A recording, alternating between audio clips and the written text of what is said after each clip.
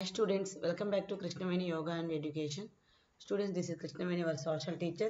Students, మీరు గనక first time ఛానల్ని చూస్తున్నట్లయితే వీడియోస్ చూస్తున్నట్లయితే ఛానల్ సబ్స్క్రైబ్ చేసుకోండి.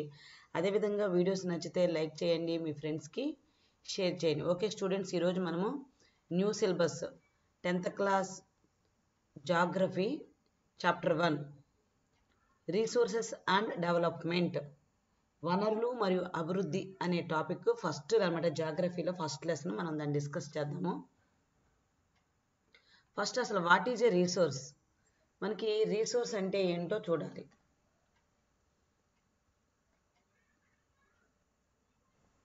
What is a resource, resource అంటే ఏంటి మనందరికీ తెలుసు. మనం ఆల్రెడీ 8th ఒకసారి చదివే ఉన్నాము. రీసోర్స్ అంటే చూద్దాం మళ్ళీ ఒకసారి. Everything available in our environment which can be used to satisfy our needs, provided it is technologically accessible, economically feasible, and culturally acceptable, can be termed as resource. చూడండి ఇక్కడ మనం చూసినట్లయితే వాట్ ఈజ్ రీసోర్స్ అంటే everything available in our environment, మన ఎన్విరాన్మెంట్లో దొరికే ప్రతి వస్తువు అది ఎలా ఉండాలంట, can be used to satisfy our needs, మన అవసరాలు తీర్చే విధంగా ఉండాలి. అదేవిధంగా provided it is technology needs తీర్చే విధంగా ఉండాలి, మనకు అవసరానికి అందుబాటులోనూ ఉండాలి. అదేవిధంగా ఇట్ ఈజ్ టెక్నాలజికల్లీ యాక్సెసిబుల్, సాంకేతికంగా కూడా ఇది మనకి అందరూ యాక్సెప్ట్ చేసే విధంగా అనుకూలంగా ఉండాలి, ఆమోదయోగ్యంగా ఉండాలి.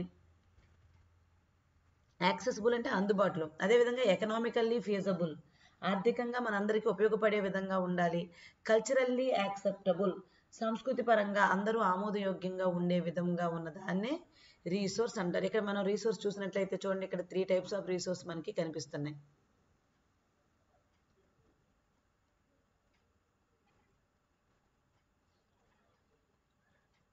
The process of transformation of things available in our environment involves an interactive relationship between nature, technology and institutions. ఇక్కడ మనం చూసినట్లయితే ఇక్కడ హ్యూమన్ బీయింగ్స్కి, ఫిజికల్ ఎన్విరాన్మెంట్కి, ఇన్స్టిట్యూషన్స్, టెక్నాలజీ వీటన్నిటితో కూడా సంబంధం ఉంది అని చెప్తున్నాడు. ఈ పర్యావరణంలో అందుబాటులోని వనరులు అన్నింటినీ కూడా మనం వస్తువులుగా మార్చాలి అంటే మనకి ఏం కావాలి, నేచర్ కావాలి అంటే ప్రకృతి, టెక్నాలజీ కావాలి సాంకేతిక విజ్ఞానం, ఇవన్నీ కూడా కొన్ని సంస్థల ద్వారా సంబంధం కలిగి అక్కడ అవి వనరులుగా మార్పిడి చేయబడతాయి. సో మానవులు వనరులని అంటే రీసోర్స్ని డెవలప్ చేయాలంటే ఈ టెక్నాలజీ ఇవన్నీ కూడా ఉండాలి ఫిజికల్ ఎన్విరాన్మెంట్తో పాటు అని చెప్తున్నారు అనమాట మనకి. Do you think that resource are free gifts of nature as an assumed by many? చాలా మంది అంటూ ఉంటారు రీసోర్స్ అన్నీ కూడా మనకి ప్రకృతిలో ఉచితంగా లభించేవి అని. కానీ అది కరెక్ట్ కాదు. ఇది మనం హ్యూమన్ యాక్టివిటీస్ ద్వారా వస్తుందన్నమాట. Resource are a function of human activities, human మనం చేసే పనులు బట్టి ఆ రీసోర్స్ అనేవి డెవలప్ అవుతాయి. Many people think that resource are free gifts of nature. Human beings themselves are essential components of resources. ఈ వనరులలో ముఖ్యమైన వనరు ఏంటంటే హ్యూమన్ బీయింగ్స్. హ్యూమన్ బీయింగ్సే లేకపోతే ఈ రీసోర్స్ అనేవి రీసోర్స్గా ఉండవు. అవి జస్ట్ నేచర్లో ఉంటాయి. వాటిని మనం ఉపయోగించాలి అంటే మనుషులు ఉండాలి. మెయిన్ వాళ్ళు దాన్ని టెక్నాలజీని ఉపయోగించి ఇన్స్టిట్యూషన్స్ ద్వారా డెవలప్ చేస్తే అప్పుడు అదొక రీసోర్స్ అవుతుంది. They transform material available in our environment into resources and use them. ఎవరైతే ఉన్నారో మనుషులు వాళ్ళు ఏం చేస్తారంటే మానవులే ముఖ్యమైన వనరులు అనుకున్నాం కదా, వీళ్ళు మనకి పర్యావరణంలో ఎన్విరాన్మెంట్లో దొరికే ఈ థింగ్స్ ఏవైతే ఉన్నాయో వాటిని రీసోర్స్గా మార్చి యూజ్ చేసుకుంటున్నాము. అర్థమవుతుందా? కాబట్టి ఏది ఫ్రీగా దొరికేది మనం ఏది వేస్ట్ చేయకూడదు. ఓకేనా? రీసోర్స్ని చాలా జాగ్రత్తగా యూజ్ చేసుకోవాలి. Resources can be classified as follows. ఇక్కడ మనకి ఎన్ని రకాలుగా ఈ రీసోర్స్ అనేవి డివైడ్ చేయబడ్డాయి. On the basis of origin, పుట్టుకను ఆధారంగా చేసుకొని బయోటిక్ అండ్ అబయోటిక్ అంటే జీవం ఉన్నవి, జీవం లేనివి, ఇవి వాటి యొక్క బర్త్ని దృష్టిలో పెట్టుకొని డివైడ్ చేశారనమాట రీసోర్స్ని. Next on the basis of exhaustibility అంటే వాటి యొక్క ఉనికి ఆధారంగా, లేదు అవి ఉండే క్షీణత ఆధారంగా కొన్నాళ్ళు ఉంటాయో కొన్నాళ్ళు ఉండవా అని అంటాం కదా. ఎగ్జిస్టబిలిటీ అంటే ఉనికి అని కూడా అంటాము. రీనబుల్ అండ్ నాన్ రీనబుల్. రీనబుల్ అంటే తిరిగి పుడతాయి మళ్ళీ. ఇప్పుడు ఒకవేళ వాడేసాం అనుకోండి మళ్ళీ తిరిగి వస్తాయి. నాన్ రీనబుల్ అనుకోండి ఒకసారి వాడాక మళ్ళీ మనకి అవి రావన్నమాట.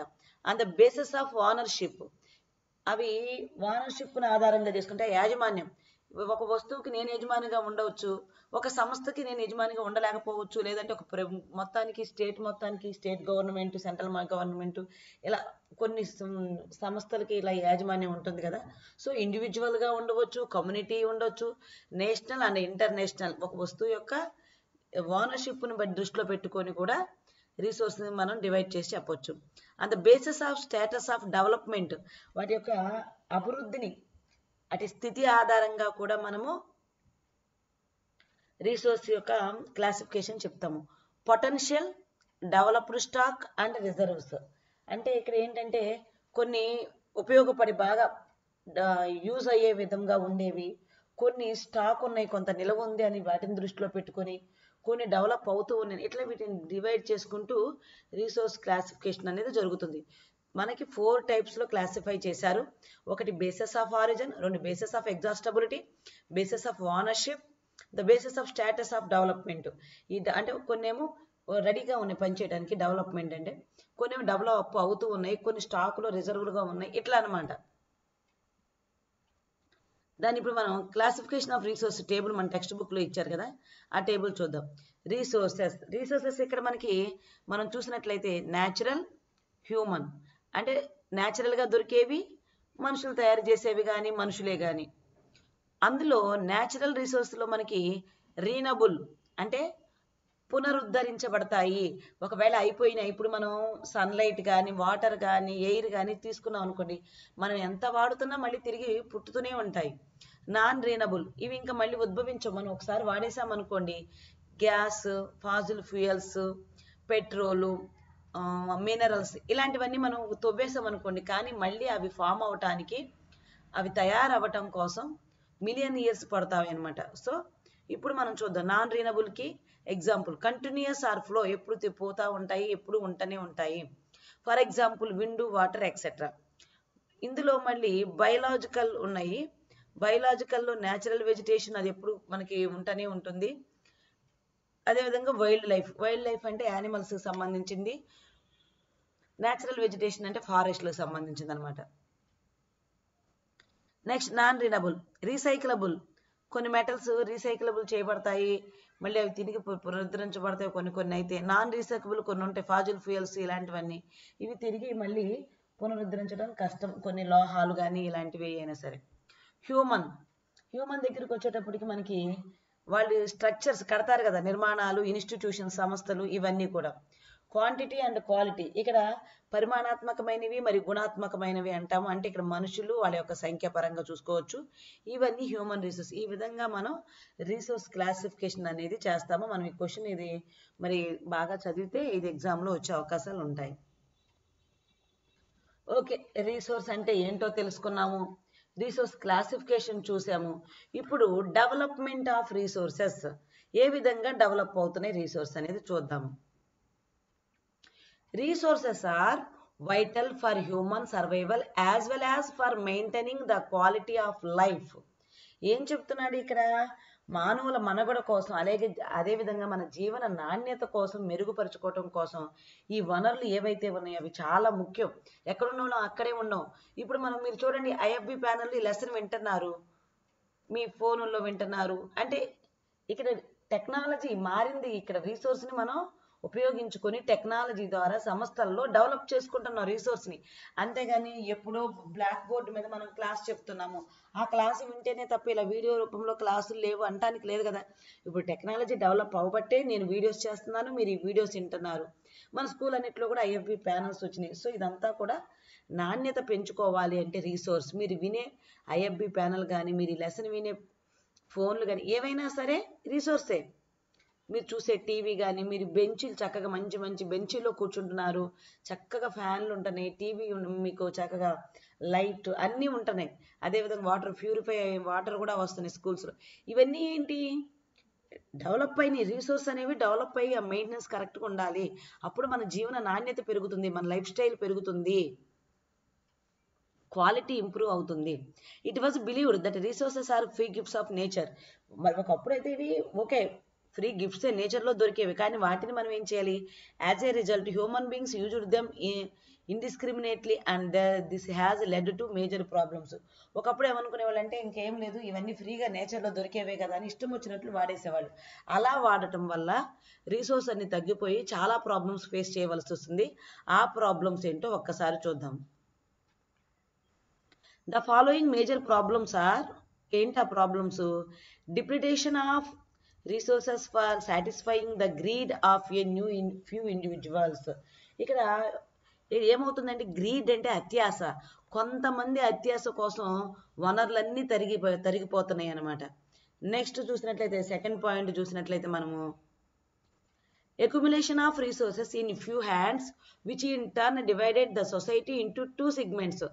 Therefore haves and have nots are rich and poor. మనం ఏం చేస్తున్నాము? ఎక్యుములేషన్ ఆఫ్ అంటే కొంతమంది చేతుల్లోనే ఈ వనరుల్ని విభజించేస్తున్నారు, కొంతమంది చేతుల్లోనే పెట్టేసుకుంటున్నారు. ఎక్కువ మంది అంటే డబ్బున్న వాళ్ళ చేతుల్లోనే ఈ వనరులు ఎక్కువగా ఉండటంతో సొసైటీ ఏమవుతుందంటే ఉన్నవాళ్ళు లేని వాళ్ళు అంటే పూర్ ఆర్ అండ్ రిచ్గా డివైడ్ అయిపోతుంది అనమాట సమాజం. Next indiscriminate exploitation of resources has led to global ecological crises such as global warming, ozone layer depletion, environmental pollution and land degradation. ఏంటి ఇక్కడ? Indiscriminate exploitation of resources. మన ఇష్టం వచ్చినట్టు తవ్వేస్తున్నాం, భూమిలో ఉన్నాయే కానీ వాడేసేయే కానీ.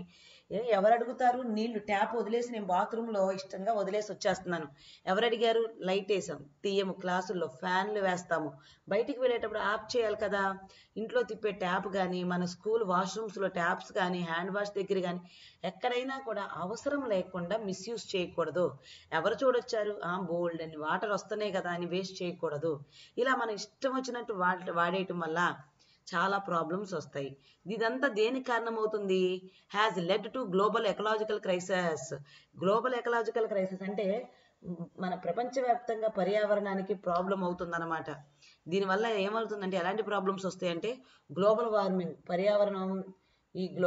పర్యావరణ కాలుష్యం పెరిగిపోతుంది. ఓజోన్ లేయర్ డిప్లిటేషన్ అంటే ఓజోన్ లేయర్ దెబ్బతినేస్తుంది. ఎన్విరాన్మెంటల్ పొల్యూషన్, పర్యావరణం అంతా పొల్యూట్ అయిపోతుంది. ల్యాండ్ డిగ్రేడేషన్ అంటే భూమిలో ఉన్న క్షీణత అంతా, భూమిలో ఉన్న సారం అంతా కూడా క్షీణించిపోతుంది. మీరు కింద చూడండి, పిక్చర్స్ చూస్తే అర్థమైపోద్ది. పొల్యూషన్ పెరిగిపోతుంది, ల్యాండ్లో సారం ఉండట్లేదు, అంటే సారం అంటే క్వాలిటీ తగ్గిపోతుంది. ఈ ప్రాబ్లమ్స్ అన్నీ కూడా మనం కరెక్ట్గా వనరుల్ని కనుక డెవలప్ చేసుకోకపోవటం వల్ల ప్రాబ్లమ్స్ ఫేస్ చేస్తున్నాం. And equitable distribution of resources has become essential for a sustained quality of life and global peace. If the present trend of resource depletion by a few individuals and countries continues, the future of our planet is in danger. చూడండి ఇదేంటి? And equitable distribution of resources has become essential for a sustained quality of life and global peace. మనం సమానంగా పంచుకున్నాం అనుకోండి, ఏంటవి? Resource మనకేమీ problem రాకుండా ఉంటుంది. ప్రపంచ శాంతికి వనరుల పంపిణీ కరెక్ట్గా ఉంటే బాగుంటుంది మనకు. అదేవిధంగా జీవన నాణ్యతకు, సుస్థిరమైన జీవన నాణ్యతకు కూడా ఈ వనరుల సమాన పంపిణీ అనేది అవసరం. ఇఫ్ ద ప్రెజెంట్ ట్రెండ్ ఇలాగా కాకుండా ఉంటే, ప్రెజెంట్ ట్రెండ్ లాగా ఉంటే, trend of resource depletion by a few individuals and countries continues, the future of our planet is in danger. మనం మన ఇష్టం వచ్చినట్లుగా ఇదే విధంగా వాడుతూ నాశనం చేస్తూ ఉన్నామంటే మన భూగ్రహం లాంటి ప్లానెట్స్ ఫ్యూచర్లో చాలా డేంజర్ పొజిషన్కి వెళ్ళే అవకాశం ఉంది. పొల్యూషన్ చేసేస్తున్నాము, వనరుల్ని ఇష్టం వచ్చినట్టు యూజ్ చేసేస్తున్నాం. సో మనము మన ప్లానెట్ని సేవ్ చేసుకోవాలి అని అంటే ఈ గ్లోబలైజేషన్ అవి పెరగకుండా చూసుకోవాలి. అవన్నీ పెరగకుండా చూసుకోవాలంటే వనరుల్ని చాలా కేర్ఫుల్గా యూజ్ చేయాలి. Therefore resource planning is essential for sustainable existence. కాబట్టి రిసోర్స్ ప్లానింగ్ అనేది ఉండాలి. ఇష్టం వచ్చినట్టు ఏది వాడకూడదు. మన ఇంట్లో వాడే డబ్బు కానీ ఫుడ్ కానీ ఏదైనా సరే, స్కూల్లో కూడా టైమింగ్స్ పర్ఫెక్ట్గా వాడతాము. ఏదైనా ప్లాన్ ప్రకారం ఉంటేనే పర్ఫెక్ట్గా వర్క్ జరిగింది. మీకు హోంవర్క్ ఇస్తున్నా ఒక ప్లాన్ ప్రకారం ఇంటికి వెళ్ళి వర్క్ చేసుకున్నారనుకోండి, రేపు టీచర్తో ఏమనిపించుకోరు. అలా కాకుండా ఇష్టం వచ్చినట్టు ఒక్కొక్క బుక్ దగ్గరికి 2-3 గంటలు కూర్చుంటే రాయని వాళ్ళు టీచర్ అరుస్తారనమాట. సో ప్రతిదీ ఒక ప్లాన్ ప్రకారం చేయాలి. అలాగే ఇక్కడ resource planning is essential for sustainable existence of all forms of life. అందరూ కూడా బాగుండాలి, సుస్థిర జీవనం కోసం మనకేం కావాలి, రీసోర్స్ని కరెక్ట్గా యూజ్ చేసుకునే ప్లాన్ మనకు ఉండాలి. Sustainable existence is a component of sustainable development. ఈ సస్టైనబుల్ డెవలప్మెంట్ అనే దానికి ఒక మెయిన్ అంశమే ఈ సస్టైనబుల్ ఎగ్జిస్టెన్స్. ఈ సస్టైనబుల్ అస్తిత్వము అంటారు, అంటే ఉనికి ఉండాలి, ఉంటేనే ఏదైనా ఉన్నదాన్ని జాగ్రత్తగా వాడితేనే సుస్థిర అభివృద్ధి అనేది సాధ్యమవుతుంది. What is sustainable development? Sustainable development is sustainable economic development means development should take place without damaging the environment. ఇప్పుడు మనం డెవలప్ చేద్దాము, ఎలా చేద్దాం? Should take place without damaging the environment. ఎటువంటి ఎన్విరాన్మెంట్ అంటే పర్యావరణానికి హాని కలగకుండా. And develop in the present should, and develop in the present, మన ప్రెజెంట్ ప్రస్తుతం వర్తమానాన్ని కొంచెం అభివృద్ధి చేసుకుంటూ. And should not compromise with the needs of the future generations. Future generations యొక్క అవసరాలకు ఎటువంటి ఇబ్బంది కలగకుండా మనం వాడుకుంటూ ఎన్విరాన్మెంట్కి ఎటువంటి పొల్యూషన్ కలిగించకుండా వనరుల్ని కరెక్ట్గా యూజ్ చేయడాన్ని సస్టైనబుల్ డెవలప్మెంట్ అంటారు. సస్టైనబుల్, ఇది మీకు క్వశ్చన్ వచ్చే అవకాశం 100% ఉంటుంది. What is sustainable development? Sustainable economic development means development should take place without damaging the environment. ఎన్విరాన్మెంట్కి ఎటువంటి డ్యామేజ్ కలిగించకుండా. And development in the present develop అవుతూ should not compromise with the needs of the future generations. బాగా వాడేసుకున్నాం, ఇప్పుడు మనం present చూసినట్లయితే water ఏం చేస్తున్నాం, డ్రింకింగ్ వాటర్ మాత్రం కొనుక్కుంటున్నాం. బట్ ఫ్యూచర్లో డ్రింకింగ్ వాటరే కాకుండా బాతింగ్కి, వాషింగ్కి అన్నిటికీ కొనుక్కునే పరిస్థితి వస్తుంది ఎప్పుడు మనం వాటర్ని వేస్ట్ చేసేస్తే. సో అప్పుడు వాళ్ళు ఎందుకు తగ్గించుకోవాలి వాటర్ వాడకాన్ని కొనుక్కుంటున్నామని. సో అలా వాళ్ళు కాంప్రమైజ్ అవ్వాల్సిన అవసరం లేకుండా మనము జాగ్రత్తగా వాడుతూ వాళ్ళు జాగ్రత్తగా వాడుకునేలా చేయటాన్ని సస్టైనబుల్ డెవలప్మెంట్ అంటారు. వనరుల సుస్థిర అభివృద్ధి. దీని మీద మనకి ఒక సమ్మిట్ జరిగింది. సమ్మిట్ మీన్స్ ఏమంటాము మనం, ఒక సమావేశం జరిగింది. ఎక్కడ జరిగిందో చూద్దాం. Rio designer earth summit 1992. ఈ రియో డిజైనర్ అంటే ఏంటి? అది ఒక బ్రెజిల్లోని ఒక కంట్రీ అనమాట. బ్రెజిల్ కంట్రీలో ఒక city. In June 1992, more than 100 heads of states met in Rio de Janeiro in Brazil. మరి బ్రెజిల్ క్యాపిటల్ ఏంటి అని అంటే బ్రసైల్స్ బెల్జియం క్యాపిటల్, బ్రసిలా అనేదేమో బ్రెజిల్ క్యాపిటల్. సో అయితే క్యాపిటల్ సిటీలో కాకుండా రియో డి జనీరో అనే ఒక సిటీలో 1992 జూన్లో ఒక సమ్మిట్ జరిగింది, ఒక సమావేశం. ఎవరెవరు పార్టిసిపేట్ చేశారు? More than 100 heads of states met in Rio de Janeiro in Brazil. 100 దేశాల అధిపతులు ఇక్కడ పార్టిసిపేట్ చేశారనమాట. For the first international earth summit. అక్కడ జరిగిన ఈ సమ్మిట్ ఏం సమ్మిట్ అమ్మా? The first international earth summit. So మొట్టమొదటిగా భూమికి సంబంధించిన ధరిత్రి సమావేశం 1992 జూన్లో రియో డి జనీరో బ్రెజిల్లో జరిగింది. ఎంతమంది పార్టిసిపేట్ చేశారు? పార్టిసిపేట్ హెడ్స్ అంటే 100 హెడ్స్ అనమాట. మరి what is the importance of the summit? The summit was convened for addressing urgent problems of environmental protection and socio economic development at the global level. Urgent ఏంటి? ఇప్పుడు మనం ఏదైనా పిలిచామనుకోండి, అర్జెంటుగానే అన్నాం అనుకోండి, అర్జెంటుగానే వెళ్ళాలి. వస్తున్నా టీచర్ అంటుంటారు. వస్తున్నా టీచర్ అనేప్పుడు వాడిని నిదానంగానే పిలువ అని చెప్తాం కదా. అర్జెంటుగా పిలిచామంటే అప్పుడు ఎమర్జెన్సీ అవసరం ఉంది అని అర్థం. ఇక్కడ కూడా అలాంటి అర్జెంట్ మీటింగ్ ఒకటి పెట్టుకున్నారు. దేనికంటే వాళ్ళ అర్జెంట్ ఏంటంటే ఎన్విరాన్మెంట్ ప్రొటెక్షన్ మెయిన్ అవసరం. ఎందుకంటే ఇలాగే వదిలేస్తే ఓజోన్ లేయర్కి హోల్ పెద్దదైపోతుంది. సో మనకి టెంపరేచర్ పెరిగిపోతుంది. మనకి ఎప్పుడు క్లైమేట్ కూడా దాని ఇష్టం వచ్చినట్టు చేంజ్ అయిపోతూ ఉంటుంది అనమాట. సో అంతేకాకుండా ఆ మంచు కరిగిపోయి ఆర్కిటిక్ కాంటినెంట్ ఓషన్లో ఉన్న మంచు అంతా కూడా మనకి కరిగిపోయి, ఆర్కిటిక్ ఖండంలో కాంటినెంట్ అంటారు కదా, అక్కడ ఉన్న మంచు అంతా కూడా కరిగిపోయి అది వచ్చి భూమి మీదకి వచ్చేసేసి సముద్ర మట్టం కూడా పెరిగే అవకాశాలు ఉన్నాయి. సో ఇదంతా చాలా ప్రాబ్లమ్స్. టెంపరేచర్ ఎక్కువైపోతుంది అనమాట. అన్ఈవెన్ క్లైమేట్స్ ఎక్కువైపోతూ ఉంటాయి. సో ఇలాంటివి జరగకుండా ఉండాలంటే ప్రజెంట్ ఉన్న పొల్యూషన్ ఆపాలి అనే విధంగా urgent problems of environmental protection, environment ప్రొటెక్షన్కి సంబంధించి అత్యవసరంగా చేయాల్సినవి ఏంటని చెప్పి దాని గురించి మాట్లాడుకున్నారు. And socio economic development at the global లెవెల్లో సాంఘిక ఆర్థికంగా కూడా ఎలాంటి అభివృద్ధి మనం సాధించాలి అనే విషయం మీద వీళ్ళు అక్కడ meet పెట్టుకున్నారనమాట. The assembled leaders signed the declaration on global climate change and biological diversity. వీళ్ళు అక్కడ అసెంబ్ల్ అయిన వాళ్ళందరూ కూడా దేని మీద వాళ్ళు సైన్ చేశారంటే నాయకులందరూ కూడా ఈ గ్లోబల్ ప్రపంచవ్యాప్తంగా మారుతున్న వాతావరణం మీద, అదేవిధంగా బయోలాజికల్ డైవర్సిటీ జీవ వైవిధ్యత మీద కూడా వీళ్ళు సైన్ చేయడం జరిగింది. The Rio convention endorsed the global forest principles and adopted agenda 21 for achieving sustainable development in the 21st century.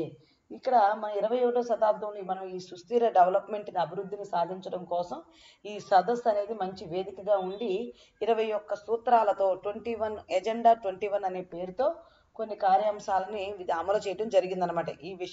ఈ సమ్మిట్లో ఒక 21 అంశాల గురించి మాట్లాడుకొని వీటిని మనం ఇంప్లిమెంట్ చేయాలి అని చెప్పేసి చెప్పుకున్నారనమాట. ఏంటి ఆ 21 ఇంప్లిమెంట్స్, వాటి గురించి ఒక్కసారి చూద్దాం. Agenda 21. It is the declaration signed by world leaders in 1992 at the United Nations Conference on Environment and Development, which took place at Rio de Janeiro, Brazil. ఈ రియో డి జనీరో బ్రెజిల్లో జరిగిన ఈ సమావేశంలో it is the declaration sign by world leaders in 1992లో చేశారు. United Nations conference environment and development మీద, UNCED అబ్రివేషన్స్లో వచ్చే అవకాశం ఉంటుంది చూడండి. UNCED, United Nations conference on environment and development, పర్యావరణము అభివృద్ధి అనే అంశం మీద ఐక్యరాజ్య సమితి వాళ్ళ సంబంధించి జరిగిన ఈ మీటింగ్లో రియో డి జనీరోలో జరిగింది అంటున్నాడు. It AIIMS at achieving global sustainable development. దీని యొక్క ఎయిమ్ ఏంటంటే ప్రపంచవ్యాప్తంగా సుస్థిరమైన అభివృద్ధిని చేయటం అనమాట. It is an agenda to combat environmental damage it is an agenda to combat environmental damage, poverty, diseases through global cooperation on common interests, mutual needs and shared responsibilities.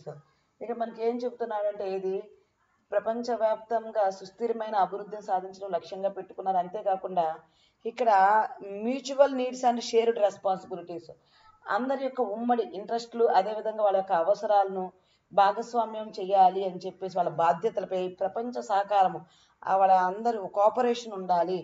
సహకారంతో ద్వారా పర్యావరణానికి నష్టం జరగకుండా, ఈ పేదరికము అదేవిధంగా డిసీజెస్ స్ప్రెడ్ అవ్వకుండా ఇవన్నీ ఎదుర్కోవడం కోసం ఈ కార్యాంశాన్ని పెట్టుకున్నారు. అంటే ఎన్విరాన్మెంటల్ ప్రాబ్లమ్స్ ఉండకూడదు, పావర్టీ ఉండకూడదు, డిసీజెస్ కూడా ప్రపంచవ్యాప్తంగా పోవాలి అని చెప్పేసి వాళ్ళు పెట్టుకోవడం జరిగింది. One major objective of the agenda 21st is that the every local government should draw its own local agenda 21. ఇది ప్రపంచవ్యాప్తంగా పెట్టారు. అలాగే ఇక్కడ వీళ్ళ మెయిన్ టాపిక్ ఏంటంటే ఈ ఎజెండా 21 అనేది మనం అందరం కలిపి పెట్టుకున్నాం. అలా కాకుండా వెళ్ళి మీ ప్రతి ఒక్కళ్ళు కూడా మీ స్టేట్స్లో ఈ 21 ఎజెండా అనేది ఖచ్చితంగా పెట్టుకోవాలి, అందరూ లోకల్గా ఫాలో అవ్వాల్సిందే అని చెప్పి ఒక రూల్ పెట్టుకోవడం అయితే జరిగిందనమాట. Next resource planning.